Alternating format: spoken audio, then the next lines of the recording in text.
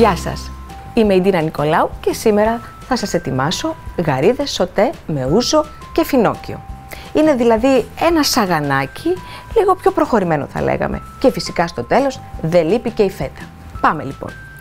Αρχίζουμε, θα ετοιμάσουμε πρώτα τα λαχανικά μας. Γι' αυτό ανάβουμε τη φωτιά, ελαιόλαδο, κρεμμύδι που το έχουμε κόψει σε φετούλες και φινόκιο που και αυτό το έχουμε ψιλοκόψει. Αλατίζουμε τα λαχανικά τώρα στην αρχή για να βγάλουν τα υγρά τους και να μην καούν.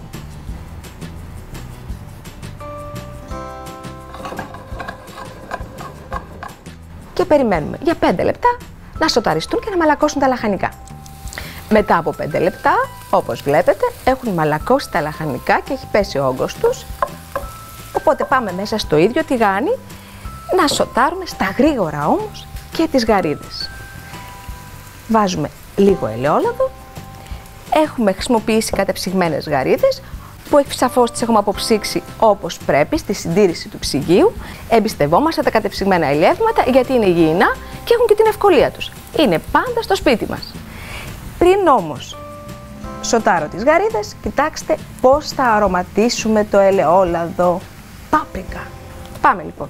Μέσα σε αυτό το λάδι, είμαστε σε δυνατή φωτιά, περνάμε τις γαρίδες. Έχουμε αφαιρέσει τα κεφάλια, τα κελύφη και φυσικά το μαύρο εντεράκι που είναι στη ράχη. Δεν θέλω να ψηθούν, θέλω μόνο να πάρουν χρώμα.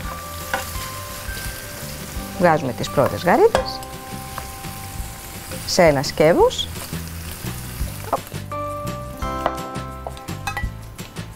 Και πάμε μέσα στο ίδιο τηγάνι να ετοιμάσουμε τη σάλτσα. Αφήνουμε τα λαχανικά. Προσθέτουμε φρέσκια ντομάτα κομμένη σε κυβάκια.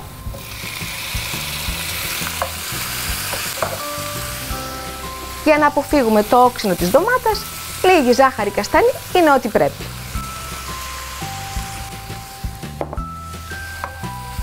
Πρέπει να βάλουμε εδώ λίγο νεράκι. Σήμερα εγώ λέω να κάνουμε κάτι καλύτερο.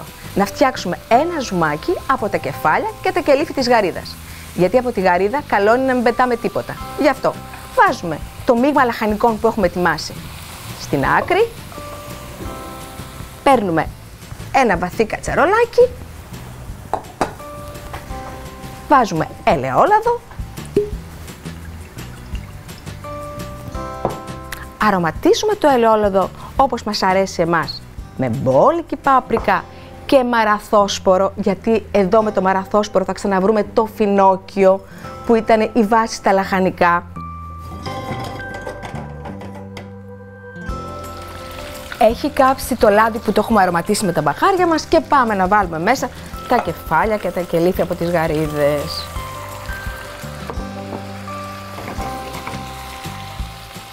Τώρα εδώ που σοτάρωτε, θέλω να πάρετε μία κουτάλα και να πιέζετε με όλη σας τη δύναμη.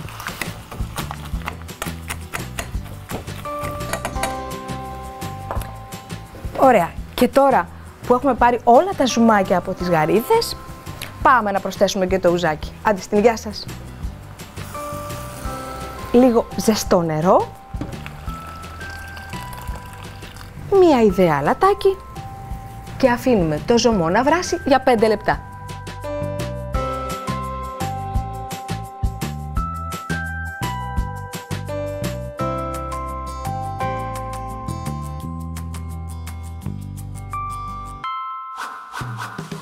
Τα επιλεγμένα κατεψυγμένα αλλιεύματα είναι η ιδανικότερη και η σωστότερη επιλογή υγείας, καθώς παίζουν κυρίαρχο ρόλο και είναι αναπόσπαστο κομμάτι της μεσογειακής διατροφής, όπου συστήνονται σε εβδομαδιαία βάση. Ο ζωμός βλέπουμε ότι είναι έτοιμος. Παίρνουμε λοιπόν ζωμό από το κατσαρολάκι και προσθέτουμε μέσα στο τηγάνι με τα λαχανικά. Το σουρώνουμε έτσι καλά για να είναι καθαρός ο ζωμός. Βάζουμε τις γαρίδες που τις έχουμε σοτάρει ελαφρώς. Λίγη ντομάτα λιαστή, γιατί εδώ η οξύτητά της θα κάνει κόντρα ιδιαίτερα ενδιαφέρουσα με το ουζάκι. Βάζω λίγη πάπρικα γιατί αγαπώ πολύ την πάπρικα και εδώ νομίζω σήμερα ότι ταιριάζει. Και τελευταίο υλικό, φέτα. Περιμένουμε.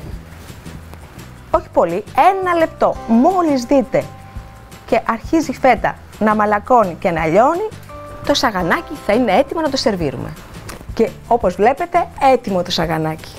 Να σερβίρουμε